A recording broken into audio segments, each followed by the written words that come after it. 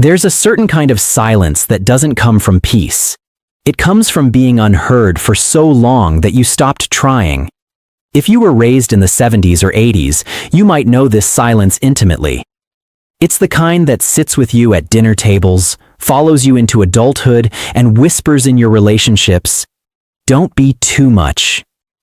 You learned early that emotions were inconvenient, not because anyone said it directly, but because of the way the room shifted when you cried, the way discomfort replaced connection. So you adapted. You became easy, low maintenance. You learned how to fold your feelings neatly into the corners of your mind like clothes no one wanted to see. Back then, survival didn't look like talking things out. It looked like getting on with it. It looked like toughening up. And maybe no one meant harm by it. Maybe your parents were carrying their own invisible storms, raised in a time where vulnerability was seen as weakness, not courage. So love in many homes became practical. Food on the table, a roof overhead. But emotional warmth, that was inconsistent, sometimes absent. And so, without realizing it, you built what psychologists might call an invisible wall. Not to shut others out, but to keep yourself safe. Because when your emotional needs are met with dismissal or silence, the brain does something remarkable. It protects you. It says, if no one is coming, I'll learn to survive alone. This is where the seeds of hyper-independence are planted, not as a strength at first, but as a necessity. You stopped asking for help, not because you didn't need it, but because needing felt like a risk. And over time, this became your identity. The one who handles everything, the one who doesn't break. But inside, something else was happening. There's a concept known as micro-trauma. Not one big defining moment, but 1,000 small ones. The times you were told, you're too sensitive. The times your achievements were expected, not celebrated. The times your pain was compared, minimized, or ignored. None of these moments seem big enough to name, but together, they shape how you see yourself. You may find that even now, you struggle to identify your own needs. You're deeply attuned to others, almost instinctively reading moods, adjusting your behavior. But when it comes to yourself, there's a fog, a disconnect, because no one taught you how to ask, "What do I feel?" Only how to ask, "What do others need from me?" This is the quiet aftermath of emotional neglect, not loud, not obvious, but deeply ingrained. You might also carry a sense of guilt for resting, as if slowing down means you're falling behind. Because in your early years, worth was often tied to productivity. Being useful, being good, being obedient. Love, even if it was there, often felt conditional, subtly tied to how well you met expectations. So now, even in moments of stillness, your mind searches for something to fix, to improve, to prove, because deep down, there's a belief. If I'm not doing, I'm not enough. And relationships, they can feel confusing too.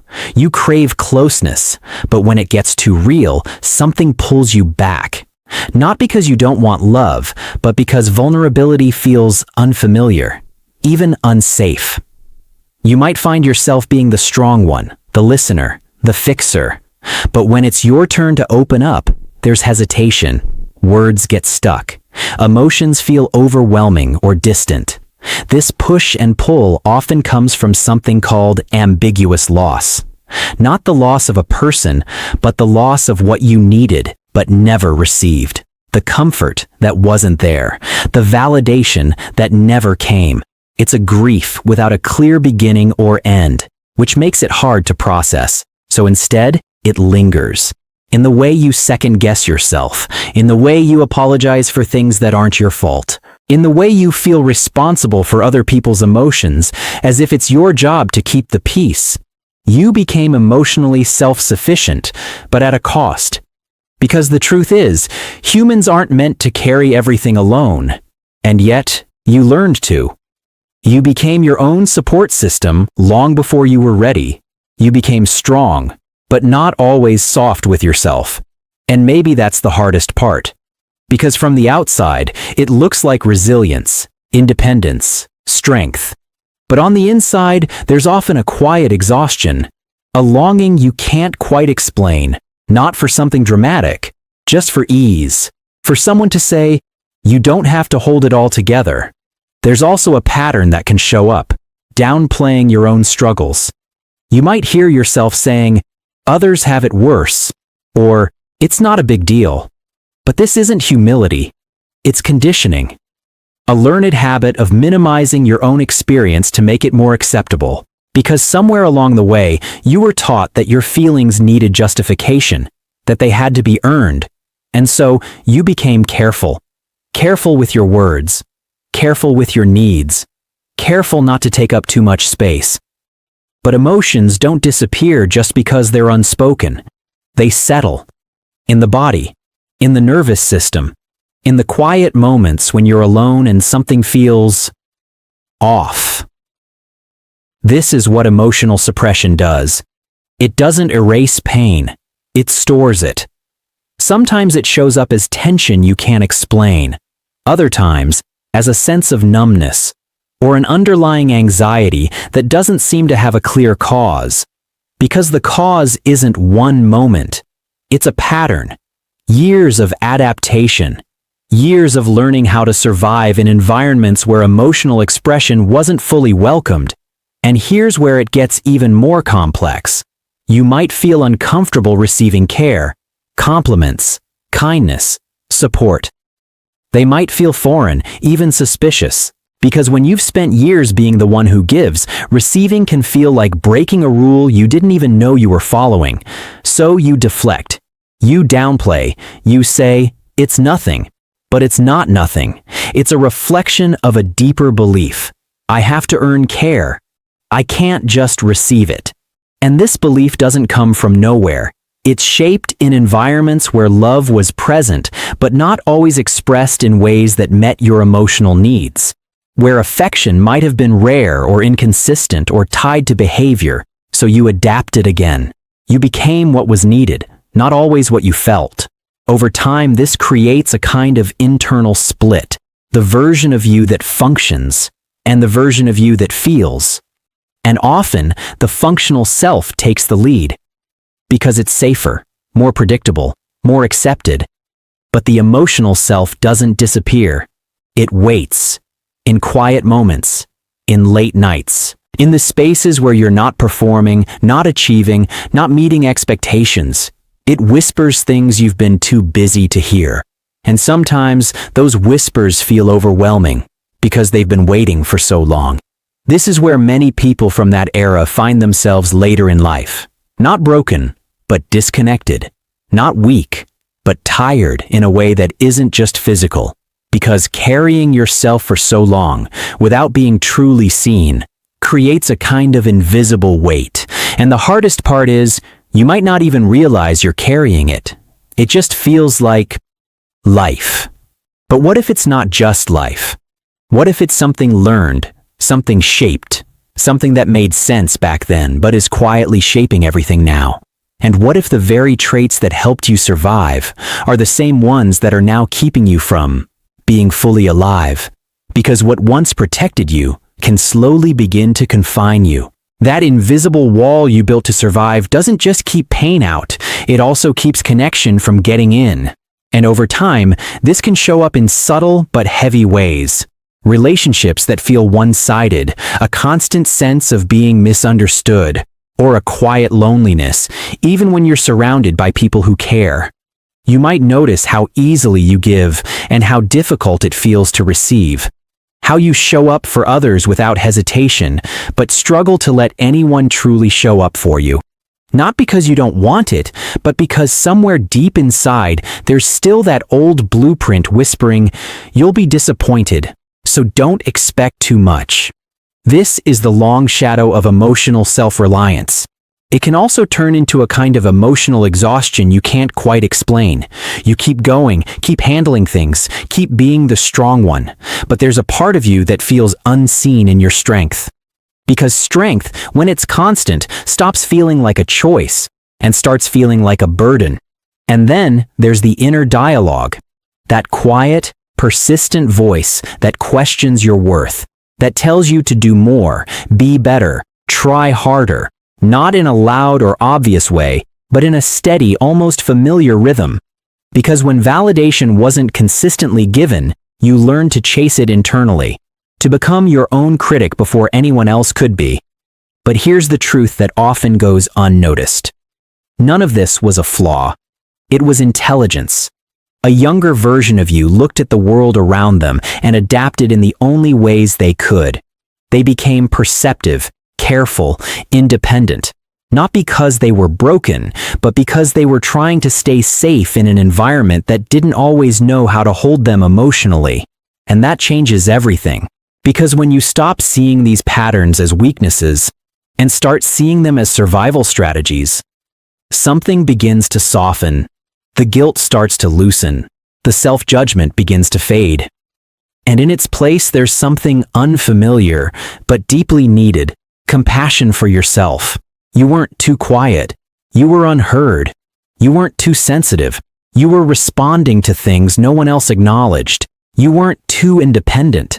You just learned early that depending on others didn't always feel safe. And when you see it this way, healing doesn't feel like fixing yourself.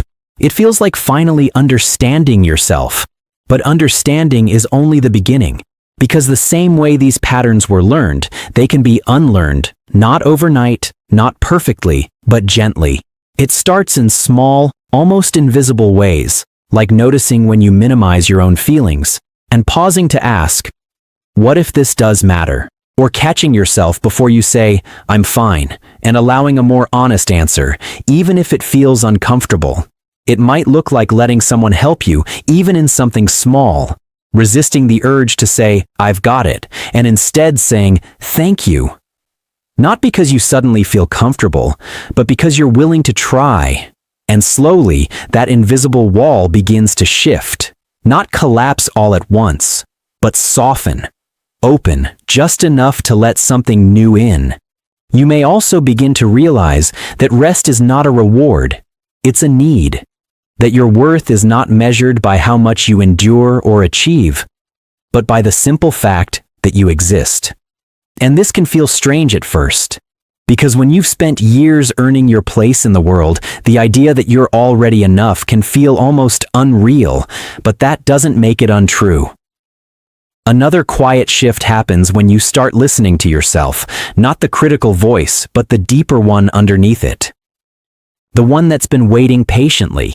The one that knows when you're tired, when you're overwhelmed, when you need space, or care, or understanding.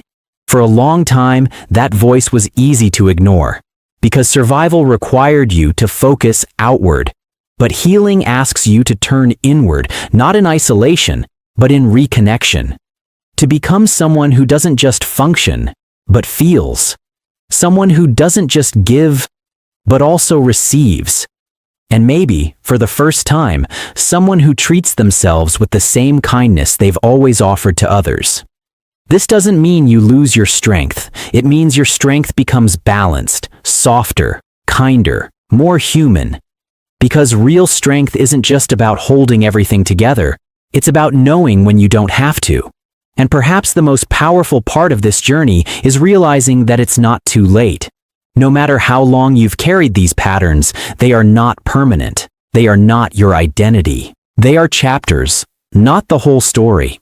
You are allowed to rewrite the narrative, to create relationships where you don't have to shrink, to express emotions without apology, to exist without constantly proving your worth. And yes, it will feel unfamiliar at first, maybe even uncomfortable, because you're stepping outside of patterns that once kept you safe. But unfamiliar doesn't mean wrong. It often means growth. So when that old voice tells you to stay small, to stay quiet, to handle everything alone, you can gently remind yourself, I don't have to live like this anymore. Not with force, not with pressure, just with awareness. Because awareness is where change begins. And change, no matter how slow, is still movement, still progress, still hope. So if you find yourself recognizing these patterns, if something in this feels like a reflection of your own quiet experiences, know this: You were never too much. You were never not enough. You were simply shaped by a time that didn't always know how to hold what you felt. But you can learn to hold it now, with patience, with understanding, with care. And in doing so, you don't just heal the past. You create a different future. One where you are not just surviving one, but finally, gently, living. If this story resonated with you, you are not alone. And perhaps, somewhere in this quiet understanding, you've already begun to find your way back to yourself.